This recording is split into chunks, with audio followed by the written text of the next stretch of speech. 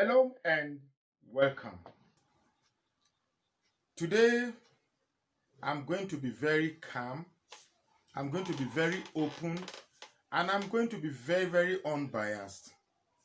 The last 2 or 3 weeks thereabout has taken a different path, and I must say in all honesty that the struggle has taken a whole new dimension, with individual activists accusing the other of taking money or giving the other money, and attacks of criminality and non-criminality. And I think somebody has to step up and put things straight. You may recall a few weeks ago I made a video where some people said I held a gogoro, I was ranting, outburst. First, let me tell you, I'm human. I'm human. But I must say that the animosity that is apparent on the social media space, particularly by a group of people who claim they belong to one organization or who claim they want Biafra more than everybody, I want to tell you that you are doing more harm than good. If you think what is before us can be solved by one single individual or one single organization, or we can solve this problem by these constant attacks, then it's a huge joke. No wonder my friends, some of my northern friends who are Aboki, they said anytime they hear Biafra, they go back to sleep and they snore. They don't get perturbed. And the reason they are due for that is because we lack the ability to cohere. That's doing things together. And in the last 3 weeks has shown greatly to that. Now today I'm going to talk about 3 people: Nnamdi Kanu, Tony Nnadi, Asari Dokubo, because I'm probably myself, because I'm the one making the video. But these are the 3 key players in the struggle for freedom. And in all honesty, if they go by attacking each other, I give you money, you don't give me money, you are a criminal, you are a fraud, you not be fraud, it be this, then I sincerely believe we are just wasting our time. We should stop coming to the social media space to entertain the corner who only visit this discussion and wrangling and smile home and say, Kai, and banzan nan gaskiya ba su da hankali. Wallahi, ba za su iya samu wannan Biafra nasu nan ba. For those who understand Hausa, I pray you understand what I've said. But before I go into this topic of analyzing these 3 key players, bringing out their strength and bringing out their weaknesses, let me tell you a little bit about myself. In case you don't know, I am the CEO of a company. I'm not going to mention the name of the company because of the attitude I've seen these young boys have displayed on my page. But our company is a content developing company. We develop content for companies. And basically, most of my clients were Northerners. I've worked with Borno State Government, I've worked with Kaduna State Government, Adamawa State Government, Plateau State Government. In case you don't know the street numbering in Kaduna, we did it. But when Buhari came, and I saw those who were my classmates on the forum on Facebook, and when they revealed their true intention that we may just be graduate and in the same alumni, the division along religious and ethnic line was evident. And I now said, okay, I'm going to pitch my tent with my people. I recall at that time I had 5,000 followers on Facebook, and 95% of those followers were Hausas. I went into about 3 or 4 days, maybe a week, deleting anything Abubakar Usman. I started deleting. And as I delete, I was sending friend requests to Igbos, because I felt the time they disconnected me with my brothers have been too long, and it's time I reconnected. Because I felt the hatred of the caliphate towards people of the South was becoming too enormous. Now, I grew up in the North. I didn't grow up in the South. I didn't even grow up in my own village. So some of the things that are coming very close to me, I didn't know it. I didn't know the characters of the Igbos. I didn't know the characters of the Urhobos. I didn't know the characters of the Ijos. So most of the things that I'm seeing now, I'm learning them now. God, if I know that. Now, there was a time they would say, people bear Igbo names just to insult people on Facebook. No, sir, I think we should go past that now. Because today I'm going to be very blunt, but I'm not going to be biased. That's what I've been doing. Now, when I started my video session, I said I was going to be a one-man riot squad. But I was convinced, join IPOB, join IPOB, join IPOB, and then I joined. I'm not saying it's a bad step, but I really should have stuck to my one-man riot squad status. That way, I can talk to anybody, see everybody's fault, without being tagged as being biased. So, now when I took the decision to align with my people in the South, I lost all my clients who are mostly Northerners because they refused giving me jobs. Because I didn't know any part in the South, I was not doing business in anybody's house. I was doing business. So I lost my clients. But I didn't mind because I felt as at the time I was loved and I was being followed by a lot of people. I was getting support from my people. And when I say my people, I mean the Igbos, the Urhobos, the Jos, everybody in the South were my people. But I got so irritated when I saw that the struggle was having a different meaning from what I have going into the struggle. And that these are the things that led to my outburst. For instance, if you watch me, when I'm making my videos, all I try to do is to infuse the way the North thinks and give the South a very good opportunity to have a fair strategy to respond to the machinations of the North. I have never at any point made my videos about the supremacy of the Urhobos, about the Urhobos, or about anything. All I want is for the people. I've always emphasized on the people because at the end of the day, it is the people. Now, for those who say they don't see me mention Biafra, they don't mention Biafra. Now, I have a good reason because we have too many Biafra. We have Biafra according to Asari Dokubo. We have Biafra according to Nnamdi Kanu. We have so many types of Biafra. So when I pump my fist, I say, all hail Biafra. Which of the Biafra am I hailing? Because we must have one ideology. And which was why, at the end of the day, I brought the analogy of the buffalo.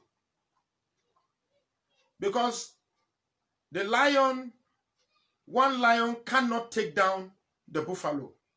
The Fulani nation cannot take down the Urhobo nation if it were to be Fulanis and Urhobo. Talk less to take down the Igbos. The Fulanis can't. Now it is the Fulanis that are running the affairs of Nigeria. And they are succeeding because they have the lion mentality, whereas we, the South, we have the buffalo mentality. We do not know our strength, and that our only strength is to stay put. Do not allow these people to infuse fear into us. Stay put, work together, and stampede the enemy. For those who have watched the previous video, you will know that. This has consistently been my ideology. I formed a group on Facebook, Eastern Union Assembly.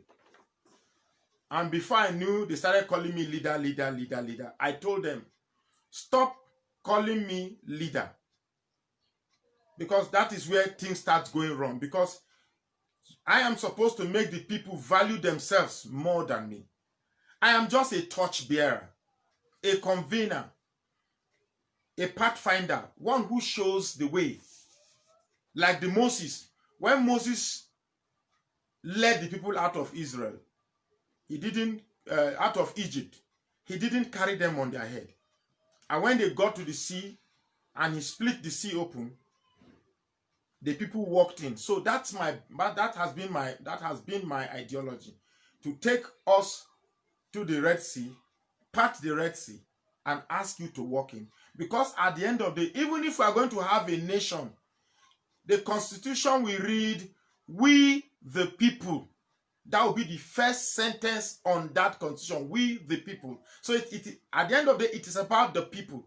Now, what I see most activists come, be it Nnamdi Kanu, be it Asari Dokubo, be it Nnadi, in all their strategy, they forgot one important element of the struggle, and that is the people. In some instances, I've even tried to alert the people on how important they are in this struggle. And I bring you a struggle that is a plain sheet of paper. What we will write on this plain sheet of paper will be determined by the people. Because whatever government we are going to apply in this country will be government of the people, by the people, and for the people. At the end of the day, it is the people that you hear, not government of Magnus, by Magnus, for the people. I am nobody close to measuring with the struggle, close to measuring with the people, and close to measuring with the interests of the region. Now, recent videos that I'm seeing, Magnus Oraka coming to social media, holding Ogoro and shouting, Asari Dokubo claiming Ijos are older than Igbos, Nnamdi Kanu saying he gave Asari Dokubo 20 million naira, Nnadi claiming he has a super template that solves everything. Well, today I'm going to analyze these three. I've analyzed myself. I'm not a perfect person, never. So if I show outbursts, it's just a human in me. Now, this Facebook page on which this video is being broadcast is set for delete. It has 7 days more to go offline. If this video is what I'm going to make to be the last video to set things straight so that we all have one cause, so be it, and I'll thank God for that. In one video some time ago, I provided a solution. I said, what we have are activists preaching different ideologies. Nnamdi has a different ideology. Asari Dokubo has a different ideology. Nnadi has a different ideology. And I prayed, I said, okay, somebody should provide a venue. And indeed, somebody provided a venue in Canada, so that all of us will meet there in an enclosed environment.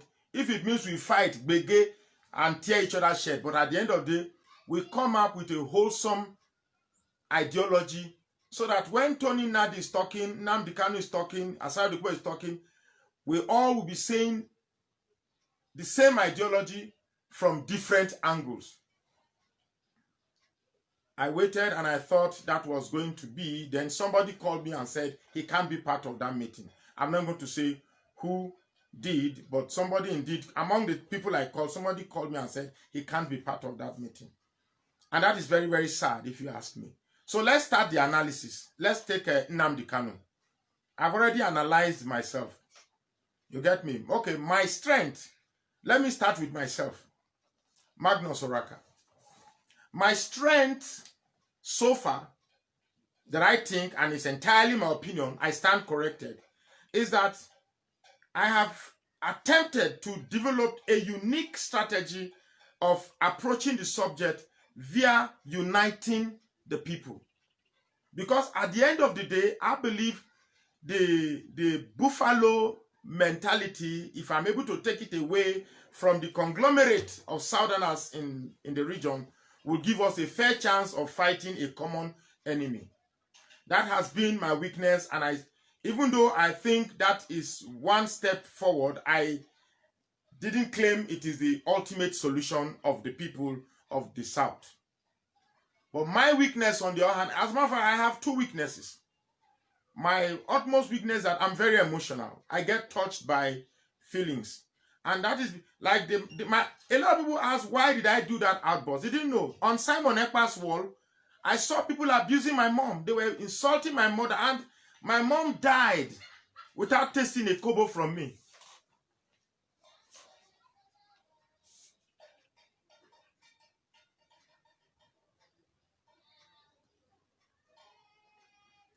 So, you can insult me, no problem. You can insult me, insult my house, but don't insult my mom. Do not insult my mom, please. It might be a joke, you may not know, so that when you insult people, you don't know where it touches them. So please say I'm a gogoro drinker, I'm a useless man, but don't go my mom's side, please. And that was what resulted to my outburst, because I saw thousands of people insulting my mom. They didn't know who my mom was. They didn't know anything. Somebody who spent most of her time trying to bring her son up. And please, that's it. And I've just displayed one of my weaknesses. I'm very emotional. Very, very emotional. And then my second weakness was that when I chose to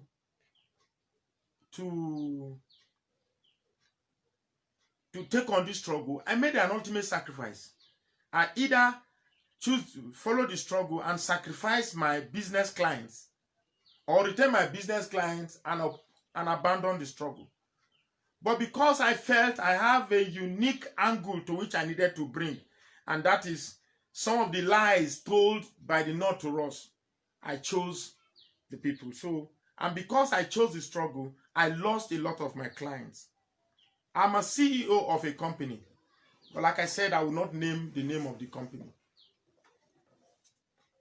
I pay people's salaries, people dependent on me for their salaries. So, and the reason why I kept going was because people were supporting me. But when it came to the point where people were now posting monies that they gave to me, claiming that they are supporting me on social media, that was the last straw, and I felt I can't do this again, which was why I decided to take down this page so that I can revive my business and not put eye on people to support me. And it's a shame that you could give somebody money and then only to turn back later and post it that you gave so person money. That's it. So, like me, I don't believe any activist is superior to another activist, or one activist has more solution than the other. Now, what is happening with these three is that everybody thinks he has the ultimate solution, which is wrong. Nobody is perfect, and therefore whatever comes from you cannot be perfect, cannot be all-encompassing, cannot be all smothering. There must be a limit, and when you have a template, keep it down. So let's start with Nnamdi Kanu. One of Nnamdi Kanu's greatest strengths, because I said I'm going to measure strength, weakness, and way forward. Way forward. So I will leave the way forward for the end. You get me? Nnamdi Kanu's greatest strength is that he has awakened the media space. He has awakened the mindset of people. That I cannot take away from him. In as much as I don't like most of his ways and approach and ideologies, I cannot take that singularity away from him. But you see, I think, and then the crowd that he has is of utmost importance to this struggle, because you cannot, in all honesty, be making a struggle when you don't have the crowd, those who are willing to sacrifice their lives if need be. So he has all these things. But the weakness here is this, and I must say this, like I said, I stand corrected. Even though he preaches that it is religion of everybody, but then he has not been able to think outside his ethnic proclivity, outside his ethnic inclination. I think Nnamdi Kanu is fired up by history of what was done to the Igbo people, and this is time to liberate his people who were maltreated in Nigeria, who were murdered in the genocide of the Civil War. I think that is what drives him the most. But the danger of this weakness is this. Everybody in that region has a pain to draw from history if we all decide to go to history. Because like I said, each time I hear, like Simon Ekpa, for instance, which was what I told him. I met him, I told him, not that I apologized that I came back to anything. I just told him that the style, your style of preaching is not bad, because these are young minds. These are young minds. Most of them were born in 80s, early 80s, stroke late 80s. Most of them are 25, 30, 50. If you keep feeding this mind that in the past they killed their brother, a young man called me a brother and said, anytime he hears Nigeria, the only thing that comes to his head is the Kwashiorkor reading children of the Civil War. So if you keep reminding these people and feeding them with pain, feeding them with apathy, feeding them with grievances, all they have at the end of the day is bitterness. You're blocking the light. All they have at the end of the day is bitterness.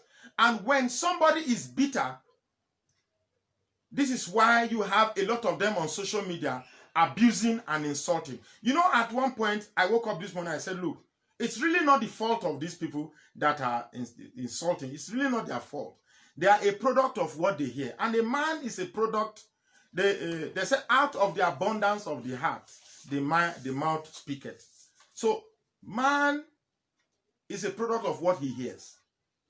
So, I will strongly enjoin that the war lasted 3.5 years. And for 5 years, we've been talking about the war, the war, the war, the war. Even if we are going to describe the war for second by second, we ought to have finished it by now. So, yes, we have exhausted history. What do we need to do now? What do we need to do now? The only choice we have now is to assess the strategy of the enemy and build a counter strategy. And build a counter strategy. And build a counter strategy. When I hear Nnamdi Kanu talk, I can see the pain and viciousness with which he talks. That excites these young minds, and when they listen, all they have is pain. So what I see is happening in most of these youths, you see them on social media abusing their elders. It's pain, bitterness, apathy, and that will not help the minds of this young one. What I suggest, in all honesty, is to visit history and draw strength, not draw bitterness, not draw pain.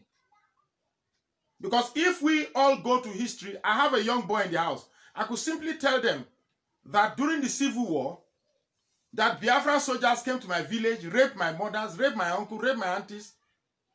But I know the type of damage such information will do to him. And therefore, I desist from telling him. Does not mean the kind of history I tell him is to know that, yes, this is where you came from. This is the history of this river, River Ethiop. This is the history of your great-grandfathers upstairs. This is the history about your people. So that each time he visits history, he develops pride. And not visit history because he develops pain. I don't see the reason why you keep feeding this young man with pain, pain, pain, pain, and bitterness. The next thing they do, they carry flag, they go on the street, they protest, and they are shot and they are dead. Case closed. Their matter don't pass. Why not spend the time to build strategy? This is how the North is operating. This is how we should operate and overcome them. So, Asari Dokubo, his strength is this. I've spoken with him. His political strategy is superb. His political strategy is superb. And his military technique and tactics is second to none. But he also has one weakness. Remember when he keeps saying that Ijos are senior brothers of Igbo? I don't like it. I don't like it because this is not a time to be wielding this ethnic superiority. It really doesn't call for it. Even in your last video, you said Ijos had a history older than the history of Igbos. It's not necessary. It's really not necessary. And claiming that you will expose this one, you will expose one, because at the end of the day, Nnamdi Kanu is my brother, Asari Dokubo is my brother, Nnadi is my brother. When you keep exposing yourself, it is not only your brother you're exposing the entire region. I've never seen where a Hausa man comes on social media to say this is what happened between him and another Hausa man. Never. I have never seen where a Yoruba man comes on social media and say this is what happened between him and another Yoruba man. Never. The only people that are on social media making the social media exciting and elevating and entertaining to the Yorubas, to the Hausa man, are we, the Southeastern people. We are the only one that is constantly active on social media. And what do?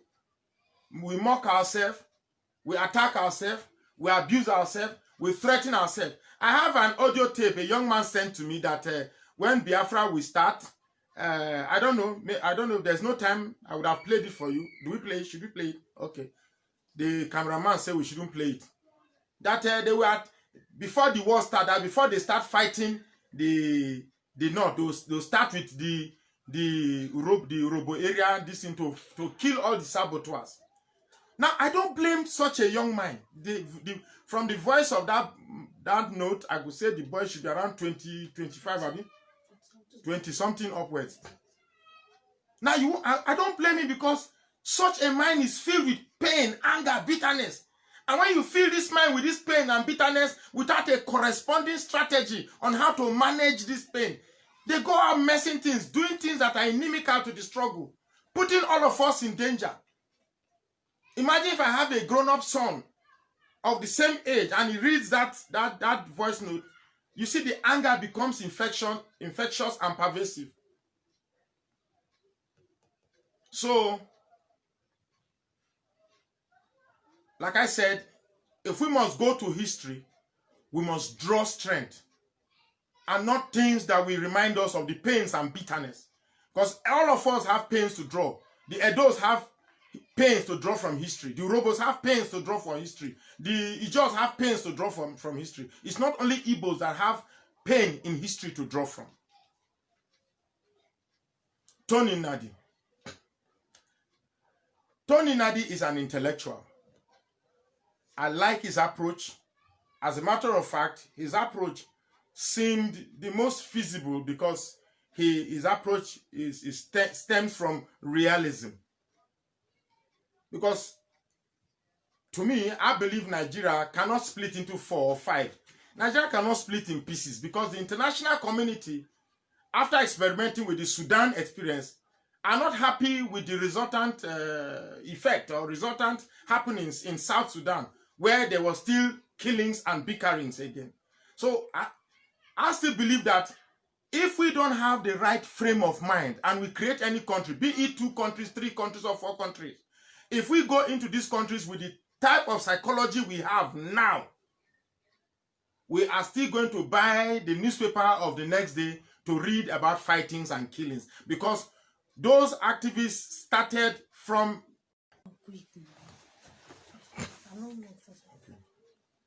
Is it starting? Now, like I was saying, please do not call this line. Do not call this line. We need to start building a psychology that reconciles people so that the psychology of the Igbo man is the same thing with the psychology of the Urobo man. It's the same thing, it's the same psychology with that of the Ijo man. So that when something is happening to the Urobo man, the Igbo man reacts. When something is happening to the Igbo man, the Ijo man reacts, the Calabar man reacts, the Edo man reacts. Because we've been able to sow a uniquely encompassing psychology, so much so that there is synergy and synchrony among this psychology. But you see, what we have today is psychology of the Igbos, psychology of the Yorubos, psychology of the Edo, psychology of this thing. So that is why these differences are able to permeate freely. Tony Nnadi is saying that somebody should bring a template. If your template is better than his template, then they will adopt the template that is superior. My question is, who will measure these templates? The same you? So I think we should make this struggle less about ourselves. Because if honestly we are thinking about the people, nobody will be saying that I cannot be part of any meeting. Because clearly we have diverse ideologies and that is separating everybody. So if we have a forum, for instance, I'm going into this solution. My solution is this. Let us forget about whether we are fighting for Biafra or Lower Niger or Lower anything. Let's first synchronize. Is anybody hearing me?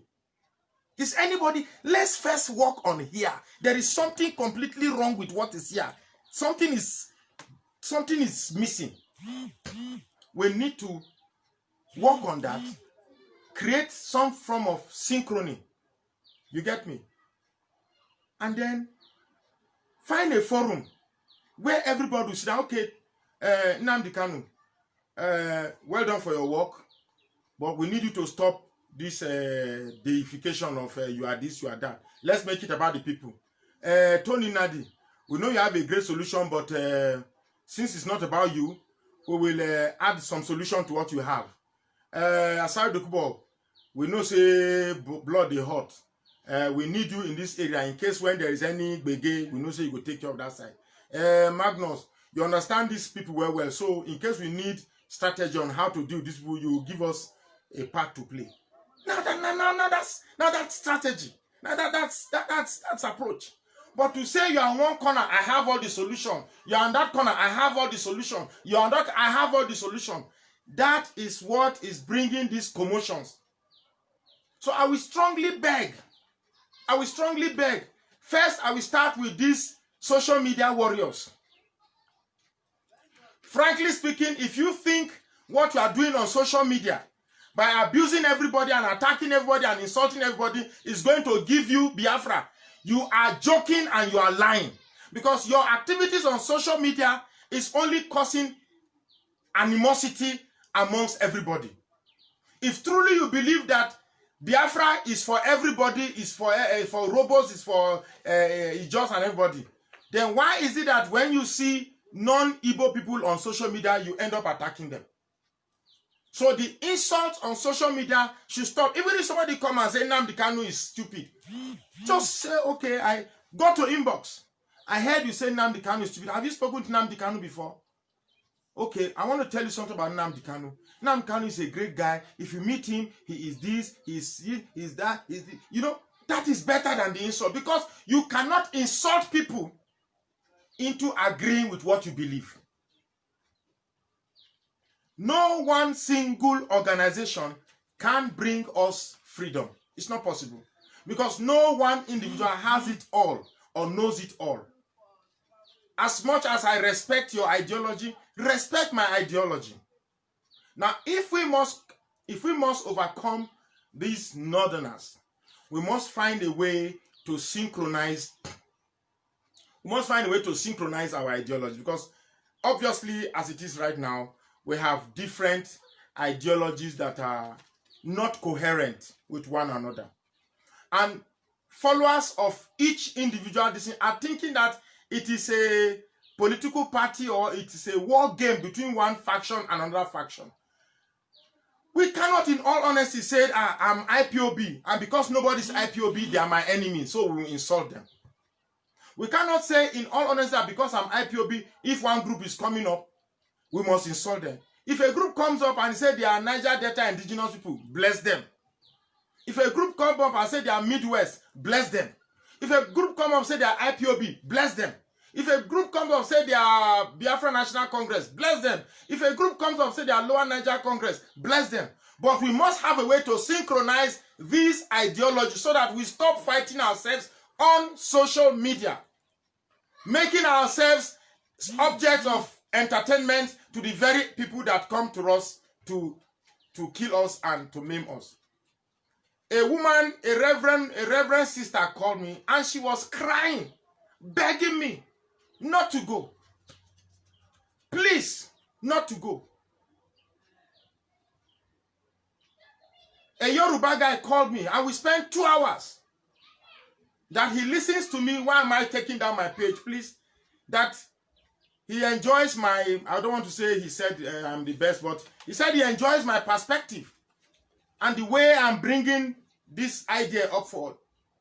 Apart from the outbursts I did, if you notice, if I'm talking, I don't punch feet. I don't say, this, that. Hey, they killed us. You know, in the Civil War, when they do this thing, they will see. Now, these are young minds.